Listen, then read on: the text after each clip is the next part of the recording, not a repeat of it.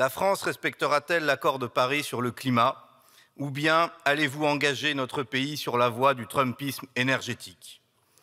La France produira-t-elle assez d'électricité dans 5 ou 10 ans?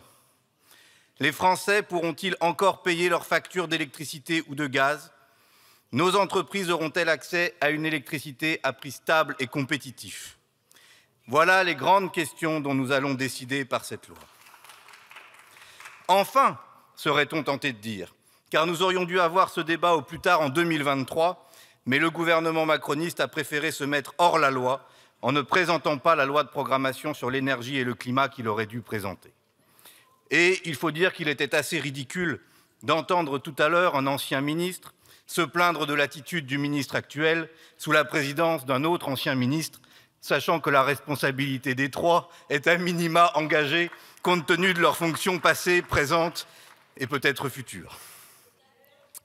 Nous aurons à la place un ersatz, une proposition de loi issue de la droite sénatoriale qui constitue une base inacceptable tant sur la méthode que sur le fond.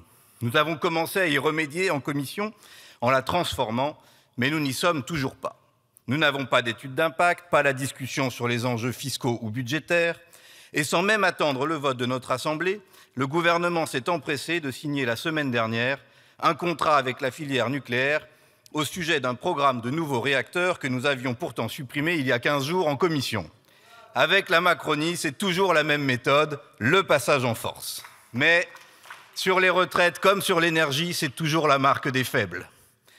Le bilan de vos choix, c'est que la France est en retard sur la trajectoire de baisse des émissions de gaz à effet de serre pour limiter le changement climatique, en retard sur la sortie des énergies fossiles, en retard sur le développement des énergies renouvelables. Votre bilan, c'est des factures d'énergie qui font du yo-yo atteignant des sommets avec plus d'1 million de coupures l'an dernier pour les Français.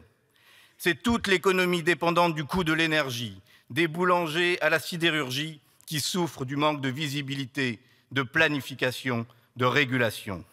Monsieur le ministre, votre inaction coûte terriblement cher à la France et aux Français. Et vous voulez continuer dans cette impasse.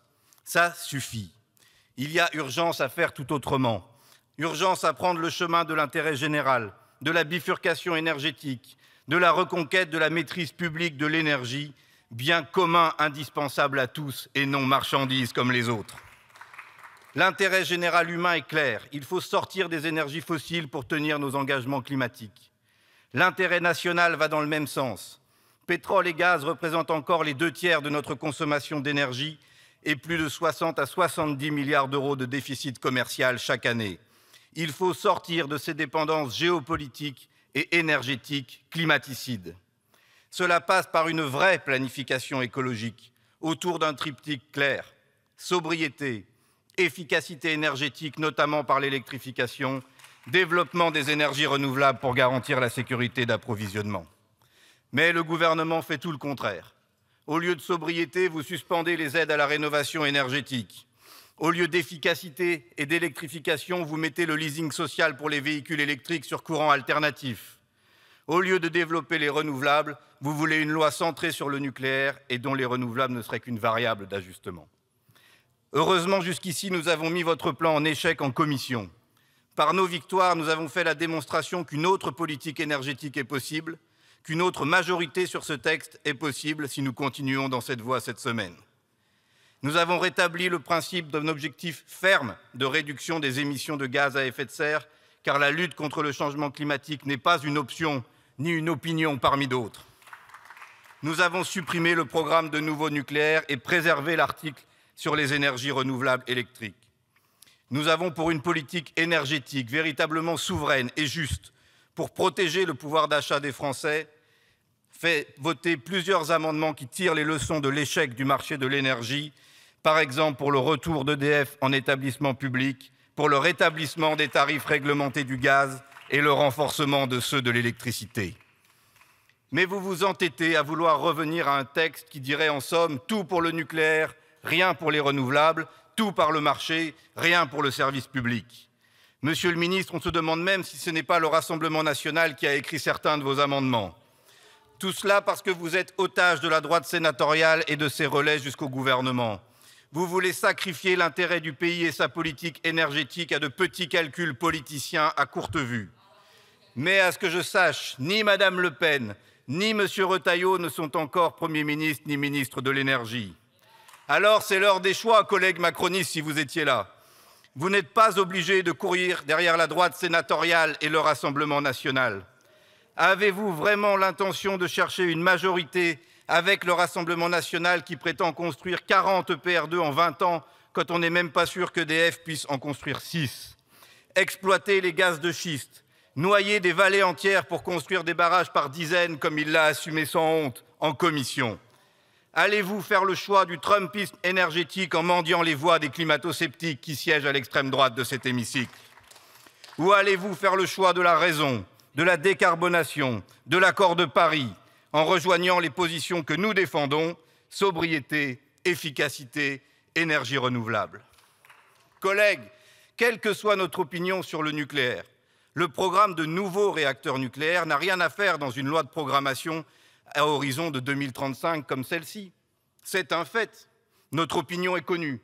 Le nouveau nucléaire est à nos yeux trop lointain, trop cher, trop hasardeux d'un point de vue industriel et technologique, trop lourd de conséquences en matière d'approvisionnement en uranium et de gestion des déchets pour être une solution pertinente face à l'urgence climatique et aux besoins d'une électricité à prix accessible. Mais même si vous ne partagez pas cette opinion, vous devez bien admettre que le premier réacteur EPR2 ne sera pas prêt en 2035, date d'échéance de cette loi. Ce n'est pas la France insoumise, les écologistes ou Greenpeace qui le disent. C'est le Conseil de politique nucléaire présidé par M. Macron lui-même. Il dit que ce sera au mieux 2038 pour le premier réacteur, si tout se passe bien, et encore plus loin pour les suivants, sans doute pas avant 2045, voire 2050 pour les 6 premiers. Et 2038, ne vous en déplaise, a fortiori 2045, c'est bien après 2035. C'est donc hors du champ d'application de cette loi. Vos amendements en ce sens auraient presque dû être déclarés irrecevables pour manque de lien avec le texte dont nous discutons. Quant à figer cette semaine un engagement sur ce programme EPR2, c'est irresponsable. EDF ne donnera ses coûts et calendriers que dans plusieurs mois. La Cour des comptes elle-même alerte, je cite, sur l'accumulation de risques et de contraintes pouvant conduire à l'échec du programme EPR2. Être responsable aujourd'hui, ce n'est pas décider à l'aveugle sur des choix qui risquent fort de se transformer en fiasco industriel, en boulet budgétaire ou en machine à produire une électricité à plus de 100 € le mégawattheure, comme l'EPR de Flamanville 3. Ne lançons pas aujourd'hui un programme qui a tous les airs d'un Flamanville 4. Être responsable aujourd'hui, c'est faire au contraire des choix sûrs, efficaces, rapides, reposant sur des technologies maîtrisées. Être responsable aujourd'hui, c'est faire le choix de la sobriété. C'est engager d'urgence un plan massif de rénovation du bâti au lieu de suspendre MaPrimeRénov' comme vient de le décider le gouvernement. Vous prétendez qu'il n'y a pas d'argent pour cela, mais c'est parce que vous refusez de mettre à contribution les ultra-riches. Vous êtes en la matière les derniers dogmatiques. À moins que vous ne refusiez cette justice fiscale non seulement par idéologie, mais aussi par intérêt personnel. Quand on sait que les 2/3 des ministres du gouvernement sont millionnaires, alors nous vous disons clairement, si vous voulez trouver de l'argent pour la transition énergétique, commencez par regarder vos déclarations de patrimoine. Oui, être responsable aujourd'hui, c'est faire le choix de l'efficacité énergétique et en particulier du soutien massif à l'électrification de nos usages, du petit véhicule de tous les jours jusqu'aux hauts fourneaux.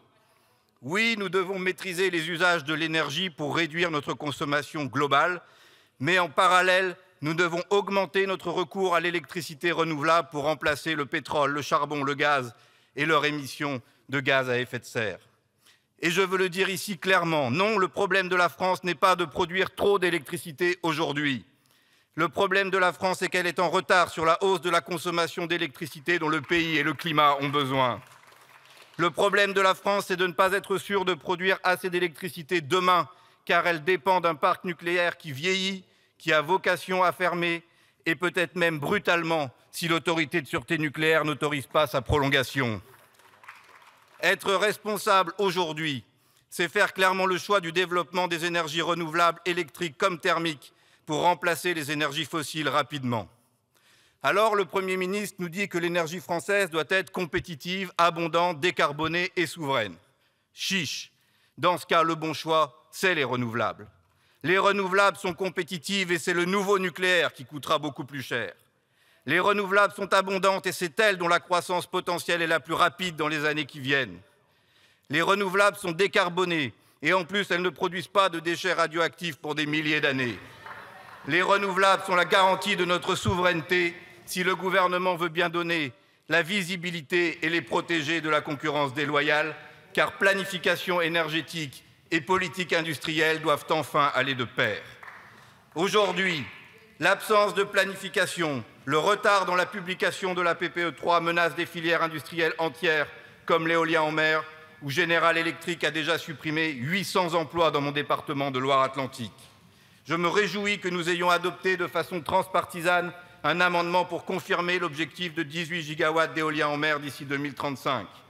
Nous vous proposerons de fixer aussi des objectifs pour le photovoltaïque, pour l'éolien terrestre, et je vous invite à confirmer aussi le soutien voté en commission aux autres énergies de la mer et notamment au démarrage industriel de l'hydrolien.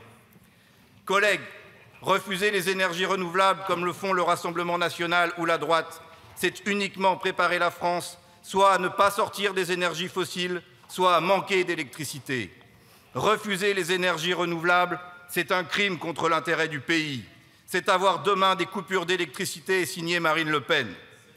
Le nouveau nucléaire que vous voulez imposer arrivera de toute façon trop tard, car nous avons besoin de produire plus d'électricité dès 2030, dès 2035. Et tous les scénarios à horizon 2050 faits par le gestionnaire du réseau RTE. Tous, sans exception, même ceux avec le plus de nucléaire, prévoient tous un développement massif des énergies renouvelables, ne vous en déplaise. Mais l'électrification ne pourra se faire sans un prix abordable et maîtrisé de l'électricité. Et pour cela, oui, il faut sortir l'électricité du marché. Le marché est incapable de planifier la transition écologique, incapable d'orienter les investissements vers le long terme. Depuis la libéralisation de l'électricité, les factures ont été multipliées par 2. Depuis que l'électricité est une marchandise comme les autres et non plus un service public, c'est simple, ça coûte plus cher et ça marche moins bien.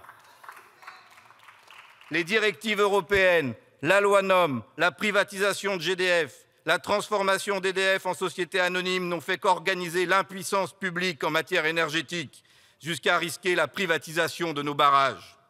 Nous proposons au contraire de faire de cette loi la première étape du retour de la puissance publique dans l'énergie. Oui, la France a tous les atouts pour relever ces défis. Elle a les ingénieurs, les techniciens, les ouvriers, hommes et femmes, attachés à l'intérêt général et au service public. Elle a encore, même s'il s'amoindrit, un savoir-faire énergétique et industriel qui ne demande qu'à se déployer. Elle a des sites qui peuvent être des pointes avancées de la bifurcation énergétique comme celui de la centrale électrique de Cordemais, site qui ne demande qu'à devenir un site pilote avec les projets tournés vers les énergies renouvelables et pour lesquels il est temps que le gouvernement et EDF renoncent à la fermeture, fassent respecter la parole du président de la République et ordonnent la conversion du site plutôt que son abandon. Oui, le défi climatique et énergétique peut être mortel pour la France si elle reste scotchée dans les énergies et les logiques du XXe siècle. Mais il peut être un formidable accélérateur de progrès écologique, industriel et social si nous le décidons. Alors en avant!